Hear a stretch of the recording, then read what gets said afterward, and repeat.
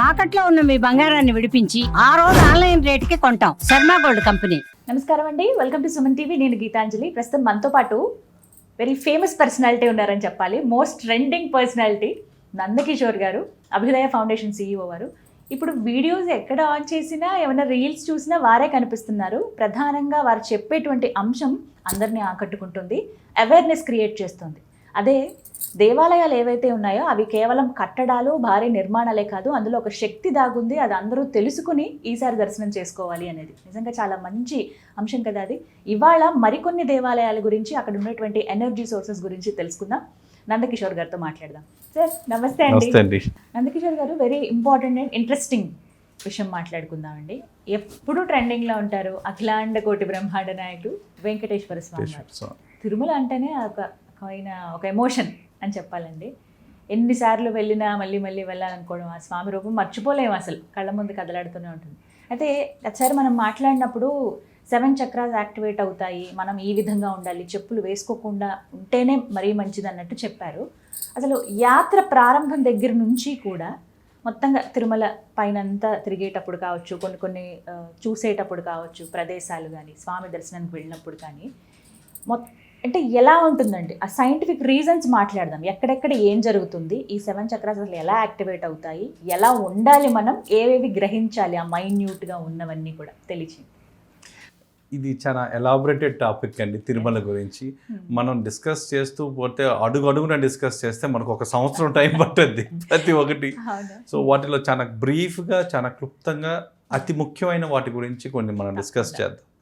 ఈ తిరుమల అంటేనే భూమి, శరీరం, మనసు, శక్తి, ఈ అన్నీ కలిపి ఒక ఎనర్జీ ల్యాబొరేటరీ అండి. ఎక్స్పెరిమెంట్ చేయొచ్చు మీరు ఒకే చోట. ఒక భూమి, శరీరం, మనసు, శక్తి, ఇవన్నీ కలిపి చేసేదే ఒక ఎనర్జీ ల్యాబొరేటరీ అండి. సో అదేవిధంగా మన చక్రాలు ఏవైతే 7 చక్రాలు ఉన్నాయో అవే 7 కొండలు. లాస్ట్ టైం మనం మాట్లాడుకున్నప్పుడు 7 చక్రాలు. అందుకే వాటిల్లో ఉండే సర్పశక్తి కేంద్రాలు అవి. ఆ సర్పశక్తి కేంద్రాల్లో దాని అంతర్లీనంగా, భూమి అంతర్లీనంగా, ఇందాక మీకు చెప్పిన దాంట్లో భూమి అనే పదం ఎందుకు వాడాను అంటే, భూమి లోపల ఉండే ఆ లే లైన్స్ ఏవైతే, అంటే లే లైన్స్ అంటే LEY లే లైన్స్ అండి. మన శరీరంలో నాడులు ఎలా ఉంటాయో భూమిలో కూడా ఆ విధంగా నాడులు ఉంటాయి. సో ఈ నాడులు, మన నాడులు, ఆ తర్వాత మన మనసు, మన శరీరం, వీటికన్నిటికీ ఒక ఎనర్జీ జరుగుతుందండి అక్కడ. ఇదంతా ఒక ల్యాబొరేటరీ అని చెప్పొచ్చు. మీకు శక్తుల, ప్రపంచంలో ఉన్న శక్తులన్నీ మీరు చూడాలి అంటే, ఒక ల్యాబొరేటరీ ఏదన్నా కావాలి అంటే మీరు అక్కడ చూసుకోవచ్చు. సో ఇక్కడ ఈ ప్రాంతంలోకి వచ్చేసరికి ఆ లోపల ఉన్న ఎర్త్ మెటల్స్ ఏవైతే ఉన్నాయో, నికెల్, ఆ తర్వాత జింక్, సల్ఫర్, కాపర్, ఇలాంటి ఎర్త్ మెటల్స్ అన్నీ కూడా ఆ రాళ్ళ అమెరికాలోనే, ఆ రాళ్ళ అమెరికా ఏ విధంగా ఉంటుందంటే ఒక కాయిల్ రూపంలో చుట్టుకొని ఉంటుందండి. ఈ కాయిల్ రూపంలో చుట్టుకొని అక్కడ ఒక రసాయనిక చర్య, ఒక ఎలక్ట్రోడ్ నోడ్ జరిగి, ఆ ఎలక్ట్రోడ్ నోడ్లో నుంచి పుట్టుకొని వచ్చే ఎనర్జీ ఒక స్పైరల్ రూపంలో, హై జియోమాగ్నెటిక్ ఎనర్జీ స్పైరల్ రూపంలో, అంటే తిరుగుతూ పైకి రావడం అంటారు దాన్ని. ఇలా తిరుగుతూ పైకి రావడం వల్ల మనం ఎప్పుడైతే తిరుమలలో మనం అడుగు పెడతామో, ఆ పాదం మోపినప్పటి నుంచి మన పాదాల్లో నుంచి కూడా ఆ శక్తి, కుండలిని శక్తి కూడా మీకు అదే విధంగా స్పైరల్ రూపంలో ఉంటుందండి. తిరుగుతూ ఉంటుంది మన లోపల. ప్రతి ఒక్క చక్రాలు ఏవైతే ఉన్నాయో, మన చక్రాలన్నీ కూడా మూలాధారంలో అవి నిద్రావస్థన స్థితిలో ఉంటాయి అందరికీ. ఎందుకు అంటే మనం నిద్రలేసి వాటిని యాక్టివేట్ చేసుకోం, మనం అవి వదిలేస్తాం. సో అవి ఎప్పుడు అవి నిద్రలోనే ఉంటాయి. ఎప్పుడైతే ఈ శక్తి ప్రసారం అనేది జరుగుతుందో మన పాదాల ద్వారా మన శరీరంలో, ఇవి ఏవైతే నిద్రావస్థలో ఉండేవన్నీ కూడా జాగృతం అవుతాయి. అక్కడ కుండలిని శక్తి, జియోమాగ్నెటిక్ కుండలిని శక్తి అనేది మీకు ఒకటి యాక్టివేట్, జాగృతం అవుతుంది. అందుకే తిరుమల పైన మన పెద్దవాళ్ళు ఎప్పుడు చెప్తుంటారంటే, ఎప్పుడు కూడా మనము పాదరక్షకలతో తిరగకూడదు. ఎందుకంటే ఆ ఎనర్జీని మనం రిసీవ్ చేసుకోవాలి. స్వామికి ఏదో నష్టం కాదు, స్వామికి పాపం కాదు, ఆ ఎనర్జీని మనం రిసీవ్ చేసుకోలేము అన్నమాట. సో ఇదే విధంగా మనం స్టార్టింగ్కి వస్తే, మనం మొదటిది ప్రప్రథమంగా మనం అడుగు పెట్టేది అలిపిరి ముందు. ఇంత మునుపు ఒక నానుడి ఉండేది. అక్కడ పాదయాత్ర కానీ లేకపోతే తిరుమల యాత్ర ఎప్పుడు సంపూర్ణం కాదు అని. పాదయాత్ర ఎవరైతే లేదో మీకు అది సంపూర్ణం కాదు, ఆ యాత్ర సంపూర్ణం కాదు. దానికి చాలా సైంటిఫిక్ అనాలిసిస్ ఉందండి యాక్చువల్గా.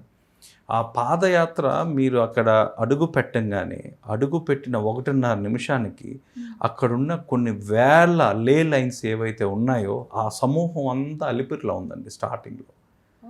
అందుకే అక్కడ పాదం పెట్టి అక్కడ ఒక టెంకాయ కొట్టి ఆ శక్తికి దండం పెట్టుకొని అక్కడి నుంచి స్టార్ట్ అవుతారు. స్టార్ట్ అవడానికి ఏంటంటే అక్కడ మీరు ఎప్పుడైతే అడుగు పెడతారో స్వామి ఎంట్రన్స్లో ప్రప్రదంగా అడుగు పెట్టిన వాళ్ళందరికీ కూడా ఆ పాయింట్లో మూలాధారం యాక్టివేషన్ అవుతుంది. సో ఇంత మునుపు మన పాత రోజుల్లో ఎవ్వరు అలిపిరి నుంచి చెప్పులు వేసుకునేవాళ్ళు కాదు. అవునండి. ఆ తర్వాత ఈ శక్తికి దీనికి మీరు ఆ టోల్ గేట్ దాటి కొంచెం దూరం పోగానే వినాయక స్వామి గుడి వస్తుంది ఫస్ట్. ఎడం పక్కగా ఉంటుంది. మన ఆనవాయితీ ఏంటి? ఆనవాయితీ ప్రకారం అక్కడ వినాయక స్వామికి గణపతి స్వామికి ఎలాంటి అవాంతరాలు లేకుండా యాత్ర కంప్లీట్ చేయమని చెప్పి అక్కడ ఒక కొబ్బరికాయ కొట్టుకొని మీరు అక్కడి నుంచి స్టార్ట్ అవుతారు. దాన్ని సైంటిఫిక్గా మనం అనాలిసిస్ చేస్తే ఆ కేంద్రం మీకు ఏదైతే మూలాధారం యాక్టివేషన్ అవుతుందో మనం చెప్పులతో వీటితో అంతా ఉంటాం కాబట్టి అక్కడ కనీసం మీరు పాదం మోపుతారు. ఆ పాదం మోపే స్థలం ఏదైతే ఉందో అక్కడ మీ మూలాధారం యాక్టివేట్ అవుతుంది. మూలాధారానికి అధిపతి ఆయనే కదా, గణపతే కదా అధిపతి.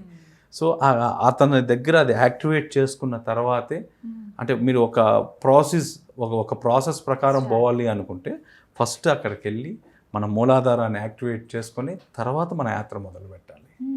సో మన యాత్ర మొదలుపెట్టిన తర్వాత మీకు ఆ నడక మార్గం ఎవరైతే నడుస్తారో వాళ్ళకు ఉండే బెనిఫిట్స్ మాట్లాడుకుంటారు. వాళ్ళు మెట్టు ఎక్కే కొద్దీ ఒక్కొక్క మెట్టు ఆ ఫుట్స్కి ఒక మర్దన జరిగి వాటిల్లో ఉండే ఒక్కొక్క నాడి, ఎందుకంటే మనకు సంబంధించినవన్నీ కూడా మన పాదాలకు దగ్గరే ఉంటాయి. ఆ నాడులన్నీ కూడా అవి ఒక్కొక్కటి యాక్టివేట్ అవుతూ అవి చిన్నగా పైకి వచ్చేసరికి స్పైన్ ప్లస్ నాడి స్టిమ్యులేషన్ జరుగుద్ది. సో వాళ్ళు మెట్లు ఎక్కే కొద్దీ ఒక్కొక్క చక్రం యాక్టివేట్ అవుతూ వాళ్ళకి ఆ నాడీ వ్యవస్థ మోకాలు మెట్టి దగ్గరికి వచ్చేసరికి సగం ముక్కాల భాగం పైన వాళ్ళ నాడీ వ్యవస్థ క్లీన్ అవుతూ వస్తుంది వాళ్ళకి తెలియకుండా. దాంట్లో ఉన్న అయాన్స్, దాంట్లో ఉన్న కెమికల్స్, ఆ గాల్లో ఉండేది ఒక్కొక్క అడుగు మీకు కరెక్ట్గా చెప్పాలంటే ప్రతి 0.5 కిలోమీటర్కి అండి, ప్రతి 0.5 కిలోమీటర్కి ఒక్కొక్క సైన్స్ ఉంది. ఆ చెట్ల గురించి అక్కడ ఏర్పడిన మార్గం గురించి చెప్పాలి అంటే నిజంగా దాదాపుగా అదే 30 రోజులు పడుతుందండి. ప్రతి 1/2 కిలోమీటర్కి దాంట్లో ఉన్న సైన్స్ గురించి ఎక్స్ప్లెయిన్ చేయాలంటే కూడా అన్ని రోజులు పడుతుంది. అన్ని బెనిఫిట్స్, ప్రతి ఒక్కటి బెనిఫిటే. ఎక్కడి నుంచో మీకు అక్కడి నుంచి యాక్టివేషన్తో పాటు ప్యూరిఫికేషన్ కూడా జరుగుతూ ఉంటుంది ఎనర్జీ లోపల. మీలో ఉన్న ఆ నడక యాత్ర వల్ల దాన్ని అందుకే పెద్దవాళ్ళు ఎంత మునుపు ఏమనేవారంటే వాకింగ్ మెడిటేషన్ అనేవాళ్ళు. అదొక ధ్యానం.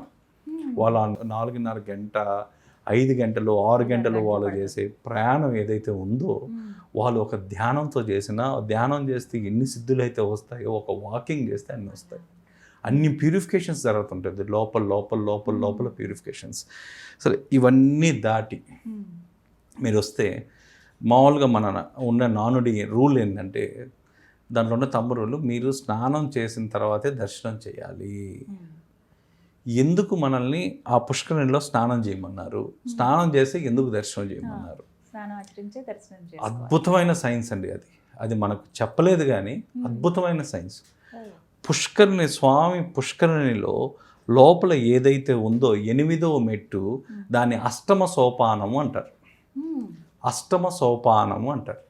ఈ మామూలుగా మీరు జాతకాల్లో కానీ ఎక్కడైనా సరే 8th హౌస్లో ఉండే అతను ఎవరు అయ్యా అంటే శనేశ్వర భగవంతుడు ఉంటాడు. 8వ స్థానం ఆయనది.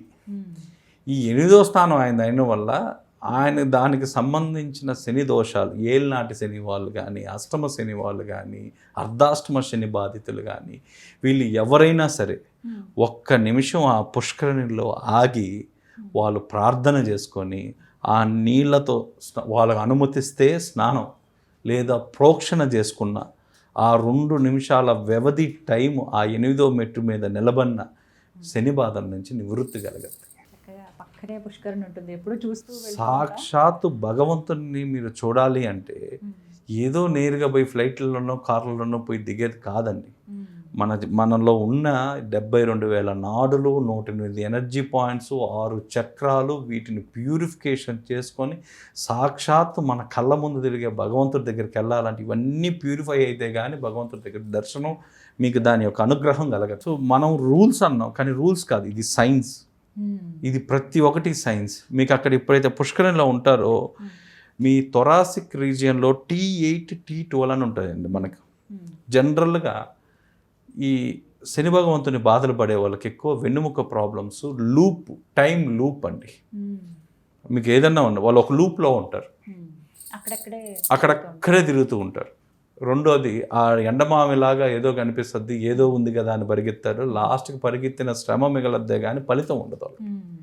ఈ లూప్ నుంచి తప్పించుకోవాలంటే ప్లస్ ఈ స్పైన్లో ఉన్న ఇష్యూస్ ఏదన్నా, స్పైన్ దానిలో వల్ల కలిగే ఏదైనా ఆరోగ్య బాధలు ఏదన్నా ఉన్న రెమెడీ వచ్చి 8th స్టెప్. అందుకే ఆ 8th స్టెప్లో ఖచ్చితంగా ప్రతి ఒక్కరు ఒక నిమిషం ఆగి ప్రార్థన చేసుకొని దాంట్లో ఉన్న ఆ నియమం ఏందో చూసుకొని ఆ తర్వాత ఆ ఒక్క నిమిషం మీరు నిలబడ్డం తర్వాత మీకు ఒక ధైర్యం, ఒక స్థిరత్వం వస్తుంది. ఆ శని భగవంతుడు అక్కడ మిమ్మల్ని అలా అనుగ్రహిస్తాడు. ఆయన ఎంత బ్యాడ్ పొజిషన్లో ఉన్నా మీకు ఇది పరివర్తన, అతను పరివర్తన చెందే ప్రదేశాలు ఏదన్నా ఉందంటే ఈ 8వ మెట్టు. ఈ 8వ మెట్లో ఆ తర్వాత మీకు శరీరం, మనసు 2 సమతుల్యత వస్తాయండి. ఇక్కడ మీరు స్నానం చేసి బయటికి రాగానే సో అది అయిపోయిన తర్వాత మీకు దర్శనం స్టార్ట్ అవుతుంది. మీరు గర్భగుడి, మీరు అసలు మీకు దాంట్లో ఇంకా చెప్పాలి అంటే ఆ గుడి ప్రాంగణంలో మీరు గడపలోకి అడుగు పెట్టినప్పటి నుంచి మీ లోపల జరిగే కెమికల్ రియాక్షన్ గురించి చెప్పాలంటే నిజంగా ఒక చాలా గంటలు కావాలి, మనకు చాలా రోజులు కావాలి. ప్రతి ఒక్కటి ఒక్కొక్క స్టెప్ అండి. ఆ స్టెప్ వైజ్ ప్యూరిఫికేషన్ జరుగుతూ ఉంటుంది. ఆ ప్యూరిఫికేషన్ మీరు అవ్వే కొద్దీ ముందుకు వెళ్తూ ఉంటారు. ఎప్పుడు ఆ తర్వాత స్నానం చేయగానే చూడండి మీకు కుడి సైడ్ వరాహస్వామి ఉంటారు. సో మా శాస్త్రాల్లో కూడా ఇది కూడా ఉంది. ముందు వరాహస్వామిని చూసిన తర్వాత వినా వరాహస్వామి, వినా వెంకటేశ్వర. సో ఫస్ట్ ఆయన దగ్గర ఎందుకు అంటే అక్కడున్న నిఖిల్ యొక్క కింద భూవరాహస్వామి కింద ఉండే ఎర్త్ లోపల ఉండే నిఖిల్ ఆ మెటల్ ఎక్కువ ఉండడం వల్ల, ఆ జియోమాగ్నెటిక్ వాల్యూ చాలా ఎక్కువ ఉండడం వల్ల మీరు ఇక్కడ ఈయన వరాహస్వామిని జ్యోతిషపరంగా ఉండొచ్చు వాటి ఫలితాలు, కానీ సైంటిఫిక్గా మీరు అక్కడ నిలబడి అతనికి ఒక దర్శనం చేసుకొని హారతి తీసుకోవడం వల్ల ఏదైతే మీరు 5 నుంచి 9 నిమిషాలు మీరు ఆ గుడిలో స్పెండ్ చేస్తారో మీరు అక్కడ మూల విరాట్ దగ్గర మీకు వచ్చే శక్తి ఏదైతే ఉంటుందో ఆ శక్తిని పొందేందుకు ఒక అర్హత వస్తుందండి. బాడీని, మైండ్ని అక్కడ ప్రిపేర్ చేసే స్థలం ఏదన్నా ఉంది అంటే అది వరాహస్వామి గుడి. అందుకే మిమ్మల్ని ఫస్ట్ వరాహస్వామి దగ్గరికి వెళ్ళి మీరు అక్కడ లైన్లో ఉన్న హారతి తీసుకున్న తర్వాత దర్శనానికి ఎందుకు వెళ్ళాలి అంటే డైరెక్ట్గా భగవంతుణ్ణి మన మానవ శరీరంతో మనం చూడలేము, ఆ శక్తిని మనం తట్టుకోలేము. ఆయన దగ్గర నుంచి వచ్చేది ఆ శక్తిని మీకు తట్టుకోవాలన్నా, ఆ శక్తిని మీరు గ్రహించాలన్నా ఏదన్నా ఒక శక్తి కేంద్రం ఉంది అంటే అది వరాహస్వామి. ఈ వరాహస్వామి దగ్గర మీరు నిలబడి చేసినట్టయితే మీకు అక్కడికి వెళ్ళడానికి మీకు ఒక అర్హత అనేది వస్తుంది. అంటే మీకు కెపాసిటీ వస్తుంది. కరెక్ట్గా అర్హత అంటే అది వేరే విధంగా పోద్దేమో, మీకు ఒక కెపాసిటీ వస్తుంది. ఆ కెపాసిటీని మీరు తీసుకున్న తర్వాత అప్పుడు మీరు మెయిన్ దేవుడికి వెళ్తే పరిపూర్ణ అనుగ్రహం అనేది కలుగుతుంది, దర్శనం పూర్తయినట్టు. సో ఈ విధంగా అండి మీరు జరిగినప్పటి నుంచి మీ బాడీలో ఒక్కొక్కటి మైక్రో లెవెల్ అండి. మీకు చెప్పాలంటే నర్వ్ కూడా యాక్టివేట్ అయ్యే ప్లేసెస్ తిరుమల. నర్వ్ కొన్ని లక్షల నర్వులు, కొన్ని వేల నాడులు ఉన్న దీంట్లో శరీరంలో ప్రతి ఒక్కటి యాక్టివేట్ అయ్యే ప్లేస్ అది. అటు యాక్టివేట్ చేసుకుంటూ ఇది యాక్టివేట్ కావడం వల్ల మీ బాడీలో ప్యూరిఫికేషన్ చేసుకుంటూ ఈ ప్యూరిఫికేషను ఇవన్నీ చేసినవన్నీ దైవ దర్శనానికి మీకు ఒక బలాన్ని ఇస్తూ ఆ బలంతో మీరు ఎక్కడైతే అక్కడికి వెళ్తారో అప్పుడు ఆయన దర్శనం జరుగుతుంది. సో వీటిలో ఏ స్టెప్ స్కిప్ చేసినా వాళ్ళకి నష్టం లేదండి, భగవంతుడికి నష్టం లేదు, ఎవరికి నష్టం లేదు. నష్టపోయేది ఏదంటే మనం వెళ్ళిన వాళ్ళం కోరికలతో కాదు, అసలు మన ఎనర్జీ యాక్టివేషన్ అయ్యే ప్లేసెస్. ఆ తర్వాత మీరు చూసినట్టయితే ఇప్పుడు స్వామివారి గురించి కానీ మీరు చూసినట్టయితే స్వామిది విగ్రహం మీరు ఏదైతే చూస్తారో అది ఇప్పుడు వెచ్చగా ఉంటుందండి. వెచ్చదనం ఉంటుంది. స్వామికి ఎందుకు రోజు నువ్వుల నూనెతో కానీ కస్తూరితో చందనంతో అభిషేకం చేస్తారండి. ఈ అభిషేకం చేయడం వల్ల ఏంటంటే ఎక్కడ ఎనర్జీ లీకేజ్ లేకుండా చేస్తారు. అనుకున్న ఎనర్జీ ఎక్కడ లీక్ కాకుండా దాన్ని ఏమంటారు అంటే స్టోన్ పోర్స్ సీల్ అంటారండి దాన్ని. యాక్చువల్గా బయో ఎనర్జీ ప్రిజర్వేటింగ్ కోటింగ్ అంటారు దాన్ని. బయో ఎనర్జీ ప్రిజర్వేషన్ కోటింగ్ అంటారు. ఎక్కడ కానీ స్వామిది మనకి ఆ ఎనర్జీ లీక్ కాకుండా స్వామి విగ్రహం పైన హోల్స్ లేకుండా ఉండేదానికి ఈరోజు ఇవి పోయడం వల్ల ఇవన్నీ ఏం చేస్తాయంటే ఒక కెమికల్ రియాక్షన్ ఇచ్చి దాన్ని ప్రొటెక్ట్ లాగా చేస్తుంది. మన కారుకి మనం ఎలా అయితే చేసుకుంటామో టెఫ్లాన్ కోటింగ్ కానీ ఇలాంటివి, అలాంటి ఒక కోటింగ్ లాగా అనమాట ఒక అభిషేకం. అందుకే ఆ ఫలానా ద్రవ్యాలతో మాత్రమే చేస్తారు. ఆ ద్రవ్యాల్లో వాటితో కూడా చేస్తారు ఖచ్చితంగా. ఎందుకు అంటే అది ఒక శక్తి కేంద్రం కాబట్టి, ఆ శక్తి కేంద్రానికి ఆ శక్తిని కాపాడాలంటే ఇవన్నీ జరగాలి కాబట్టి సో వీటన్నిటిని చేస్తూ వస్తారు. ఆ తర్వాత మీకు లాస్ట్కి వచ్చేసరికి మీ దర్శనం అయిపోయిన వెంటనే ప్రతి ఒక్కరూ చేయాల్సింది ఏంటంటే పాపనాశనానికి వెళ్ళాలి. దర్శనం తర్వాత అండి, దర్శనం ముందర కాదు, దర్శనం తర్వాత వెళ్ళాలి. దర్శనం తర్వాత వెళ్తే ఇక్కడ మీకు చెప్పేది ఏంటి అంటే మీ పాపాలన్నీ నాశనం చేసే ప్రదేశం ఏదన్నా ఉంది అంటే అది పాపనాశనం. అసలు పాపం అంటే ఏంటి? మన శరీరంలో మన ఆత్మతో పాటు ఎన్నో రోజుల నుంచి ఒక క్రానికల్ స్ట్రెస్ అంటారండి దాంట్లో సైంటిఫిక్గా. Stress it's nothing but A Chronicle stress. అది ఆ క్రానికల్ స్ట్రెస్ మీ బాడీలో నుంచో మీ ఆత్మ నుంచో దాన్ని వేరు చేయాలి అంటే ఆ జలపాతంలో నుంచో వాటర్లో హై వాటర్ ఎలిమెంట్స్ ఎనర్జీ ఉండడం వల్ల ఆ ఎనర్జీ మీ మీద పడడం వల్ల ఆ పాపం ఏదైతే ఉందో అది బ్రేక్ అవుతుంది. అది ఇట్స్ ఎ క్రానికల్ స్ట్రెస్ అండి, nothing but A Chronicle stress. ఆ పాపనాశనం చూసుకున్న తర్వాత అందరూ చూడడానికి శిలాతోరణం వెళ్తుంటారు, కానీ శిలాతోరణం అది అసలు అద్భుతం అండి. It's a gateway to God. మన దేవతలందరికీ అది గేట్వే.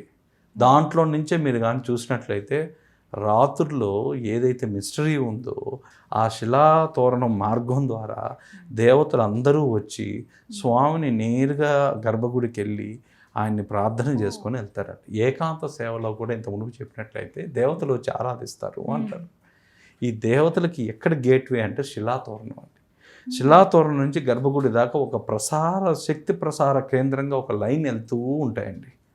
ఆ శక్తి ప్రసారం అవుతూ ఉంటుంది కంటిన్యూస్గా.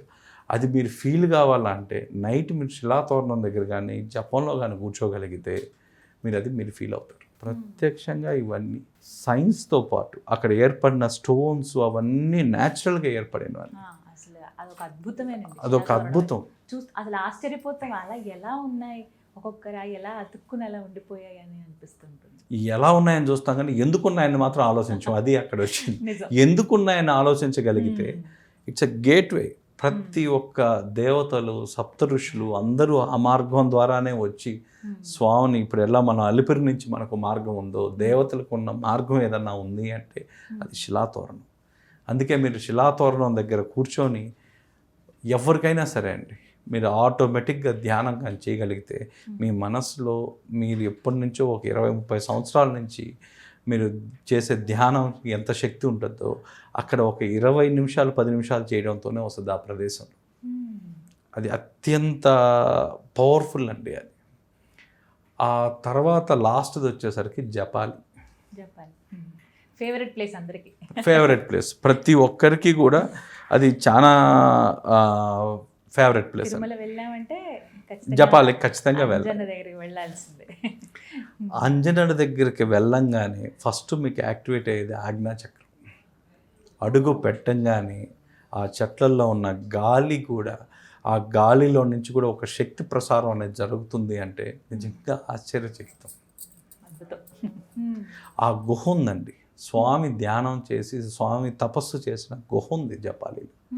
ఆ గుహని వెళ్ళి ఆ గుహ దగ్గరికి వెళ్తూ ఉంటే ఇప్పటికీ ఆ మెడిటేషనల్ వైబ్స్ అనేవి ప్రతి ఒక్కరికి వస్తాయండి. ఆ రేడియస్లో ఆటోమేటిక్గా మీకు ఒక శక్తి కేంద్రం ధ్యాన కేంద్రం ఏదన్నా ఉంది అంటే తిరుమలలో మీరు వెళ్ళి ప్రశాంతంగా ధ్యానం చేసుకోవాలా, ఒక మెడిటేషన్ కావాలా నాకు అంటే వాళ్ళందరికీ కూడా Japali. It's a place of meditation. ఆ పవర్నంతా మీరు ఎక్స్పీరియన్స్ అయ్యి మీరు కావాలంటే ఇలాంటి ప్రదేశాలకు మీరు వచ్చినప్పుడు తొందరగా వచ్చి తొందరగా పోవడం అనేది హడావుడి ఉండకూడదండి. ప్రశాంతంగా కూర్చొని దాన్ని మనం అనుభవించి మనం ఫీల్ అయితే కానీ అవి మనకు చెప్పుకోలేం, అది ఒక ఎక్స్పీరియన్స్గా మారదు. సో ఇలాంటి జపాలి లాంటి ప్లేసెస్లో మీరు 15 నుంచి 16వ నిమిషంలో కూర్చోగానే 16వ నిమిషం నుంచే మీకు యాక్టివేషన్ కావడం అనేది మొదలవుతుందండి. ఇది మీకు జపాలి నుంచి మళ్ళీ తిరిగి ఆ డ్యామ్ దాకా, అంటే దాదాపుగా సుమారు 2.9 కిలోమీటర్ల దాకా ఈ రేడియస్ ఉంటుంది. ఆ పవర్ ఉంటుంది, అదంతా కూడా ఆ జపాలితో పవర్ ఉంటుంది. వాళ్ళు ఎలాగో నడుచుకుంటూ వెళ్ళాల్సిందే, మెట్లు ఎక్కి దిగి ఇలా ఉంటుంది, సుమారుగా కిలోమీటర్ పైన ఉంటుంది. మీకు అది వచ్చేసిన తర్వాత కూడా దాదాపుగా 2.9 కిలోమీటర్ల దాకా ఆ శక్తి ప్రసారం అనేది అక్కడ జరుగుతూనే ఉంటుంది కంటిన్యూస్గా. దేవాలయం పైన ఇప్పుడు ఆంజనేయ స్వామి దేవాలయం ఉంటుంది, అక్కడ మెడిటేషన్ చేసుకుంటే మంచిదంటారా? అక్కడ ఆ ప్రాంతం అంతా అండి, ఆ ప్రాంతం మరీ గుహ అయితే మరీ ఇంపార్టెంట్, పైకి వెళ్ళాల్సింది. మీకు ఆ ఆలయ ప్రాంగణం కింద నుంచి ఆ మెట్ల కాడ నుంచి ఆ చెట్టు కింద కూర్చుని ఒక రాయి మీద కూర్చున్నా కూడా మీకు ఆ కేంద్రం అనేది, ఆ మనసు అనేది ఈజీగా మీకు ధ్యానం కుదురుతుందండి. ఆ గాలిలో కూడా మీకు ఒక శక్తి ఉందంటే నమ్ముతారు. ఆ వీచే గాలిలో ఆ చెట్లలో కూడా ఒక ఎనర్జీ ఉందండి. ఆ చెట్ల కింద ఉండడం వల్ల, ఆ చెట్లు ఆ గాలి మీరు పీల్చడం వల్ల కూడా మీకు తెలియకుండానే మీకు ప్యూరిఫికేషన్ జరుగుతూ ఉంటుంది.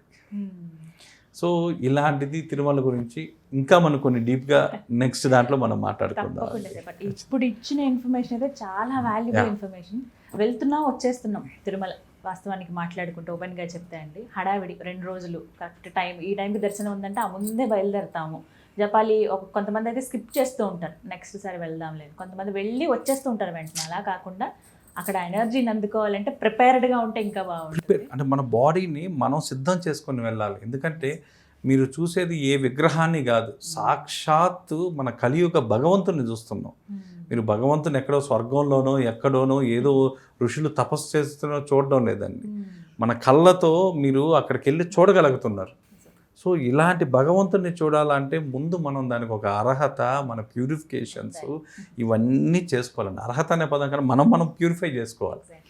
అందుకే ప్రతిరోజు కూడా నేను అందరికీ చెప్పేది, ఈ శరీరం అంటే మాంసం ముద్ద కాదు, దీంట్లో ఒక శక్తి ఉంది. ఆ శక్తికి సంబంధించింది ఆ 72,000 నాడులు, 108 ఎనర్జీ పాయింట్స్ ఇవన్నీ ఉన్నాయి. మీరు సెల్ ఎలా వెళ్తే రోజు వెళ్ళి రీఛార్జ్ మనం ఎలా బ్యాటరీ ఛార్జింగ్ పెట్టుకుంటామో, మనలో ఉన్న శక్తిని రోజు ఛార్జింగ్ చేసుకోవడానికి మనం దేవాలయాలకు వెళ్ళాలండి. సో మీరు ఏం కోరికలు లేకపోయినా మనం ఛార్జ్ చేసుకుంటాం. ఇవి వాడకపోవడం వల్ల సెల్ అయినా కొన్ని రోజులకి మీరు ఛార్జింగ్ పెట్టకపోతే ఎంతసేపు వస్తుందండి, ఒక 6 అవర్స్ 7 అవర్స్ వస్తుంది. సో మనకు కూడా అంతే కదండి, మనం ఛార్జింగ్ చేసుకోకుండా వదిలేస్తే ప్రాబ్లమ్స్ వస్తూ ఉంటాయి. ఏదైనా మీరు కార్ బ్యాటరీ తీసుకున్నా సరే దానికి ఇంత అని ఒకటి ఉంటుంది, స్పెసిఫిక్గా ఒక లిమిట్ ఉంటుంది దానికి. ఆ బ్యాకప్ టైం లోపల మనం వెళ్ళి మనం చేసుకోకపోతే ఏమవుద్ది అంటే అక్కడి నుంచి రిపేర్లు స్టార్ట్ అవుతాయి, అవే హెల్త్లు అవుతాయి, అవే సిక్నెస్లు అవుతాయి, అవే ఇంకా రకరకాల ప్రాబ్లమ్స్ అవుతాయి. ఎప్పుడైతే మనం ఆలోచన ధోరణి మారాలండి, మన ఆలోచన ధోరణి మారి ఎప్పుడైతే ఈ దేవాలయాలు మన ఎనర్జీని మనం రీఛార్జ్ చేసుకునే ప్రదేశాలని మనం భావిస్తామో, ఆ తర్వాత కూడా ఇంకొకటి కూడా ఉందండి దీని దేవాలయాలకు సంబంధించి. మన అవసరం తీర్చేది భగవంతుడైతే మన ఆకలి తీర్చేది దేవాలయం. సో ఈ దేవాలయంలో మన ఋషులు అందరూ కూడా టెక్నికల్గా ఫస్ట్ నుంచి 2 పూట్ల అన్నదానం అని పెట్టేవాళ్ళండి. ఖచ్చితంగా దేవాలయం అంటేనే 2 పూట్ల అన్నం పెట్టాలి, ఇది ఆచారం. మన దేవాలయాల్లో ఎన్నో సనాతన ధర్మంలో ఉన్న ఆచారం ఏంటంటే ప్రతి దేవాలయం ఆకలి తీర్చాలి, దానికి 2 పూట్ల అన్నం పెట్టాలండి. ఋషులు ఎందుకు అన్నం పెట్టారనే దానికి మేము కూడా చాలా కథల్లో చూసి ఇది ఒక ఆచారం అనుకున్నాం, ఇది ఒక ఆర్థోడాక్స్ అనుకున్నాం. కానీ ఏ వ్యక్తి అయితే అక్కడికి వచ్చి అన్నదానం చేస్తాడో, ఆలయ ప్రాంగణంలో అన్నదానం చేస్తాడో, ఆ అన్నదానం చేసే వ్యక్తికి ఏదన్నా ఒక సపోజ్ లాంగివిటీ లేదనుకోండి, దీర్ఘాయుషు కాదు అల్పాయుషు అనుకోండి, అతను దీర్ఘాయుషుగా మారుతున్నాడు, అతనికి ఆయుష్ పెరుగుతుంది. సైంటిఫిక్గా ఇట్ ఈస్ ప్రూవన్. మీకు పలానా చక్రం అక్కడికి వెళ్ళి ఆలయ ప్రాంగణంలో మీకు అన్నదానం చేయడం వల్ల, మీ చేత్తో మీరు వడ్డించడం వల్ల అవతల పక్క దాన్ని రిసీవ్ చేసుకునే వాళ్ళు మనం ఏదో బ్లెస్సింగ్స్ అంటాం, వాళ్ళ కడుపు సంతోషం అంటాం ఏదన్నా, కానీ అక్కడ ఒక సైన్స్ ఉందండి.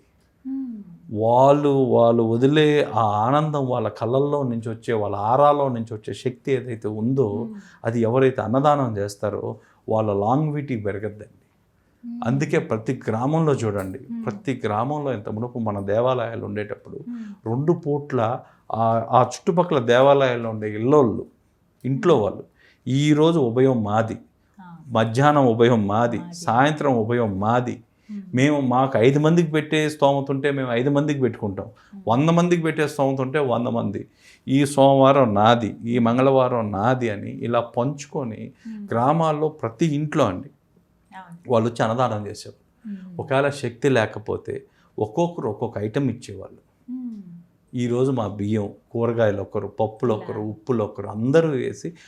కానీ ఇది ఇళ్లలో చేస్తే రాదండి, ఆ దేవాలయంలో ఆ శక్తి కేంద్రంలో జరగాలి. శక్తి కేంద్రంలో ఎప్పుడైతే ఈ అన్నదానాలు జరగడం అంటూ మళ్ళీ స్టార్ట్ అవుతాయో ఆటోమేటిక్గా శక్తి ప్రసారం అనేది బ్రహ్మాండంగా జరుగుతుంది. అది మనకు లాభం, అది దేవుడికి లాభం కాదు, దేవాలయానికి లాభం కాదండి, మనకు లాభం.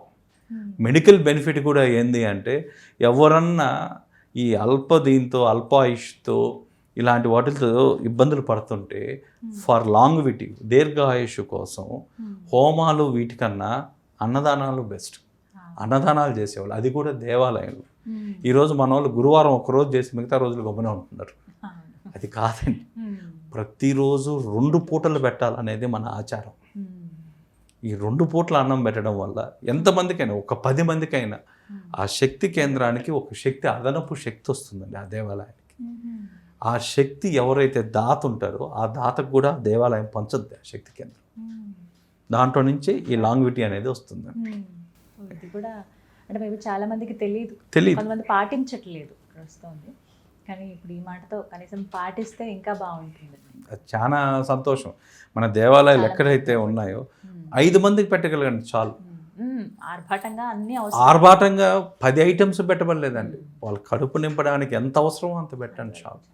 కనీసం అది కానీ జరగగలిగితే అందరూ కూడా మన దేవుడికి మనం ఎలా అయితే మనం పూజా సామాగ్రి తీసుకెళ్తామో, ఇలా వంట సామాగ్రి కూడా దేవాలయంలో తీసుకొని వచ్చి అందరూ ఒక సమూహంగా ఏర్పడి ఈ అన్నదానం చేయడం వల్ల, ఆ దేవాలయంలో మనం అన్నదానం తినడం వల్ల కూడా దాంట్లో ఉన్న చాలా మెడికల్ వాల్యూస్ ఉన్నాయి.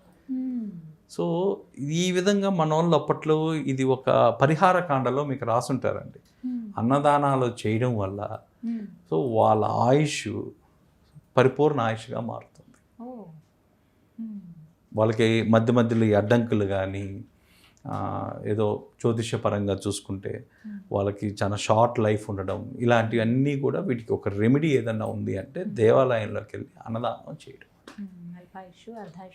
అర్ధాయుష్ ఉన్న వాళ్ళు ఈ గండాలు ఏవైతే ఉంటాయో ఈ గండం నుంచి తప్పించుకోవాలా అంటే వాళ్ళకు ఉన్న ఒకే ఒక రెమెడీ ఏంటంటే అన్నదానం.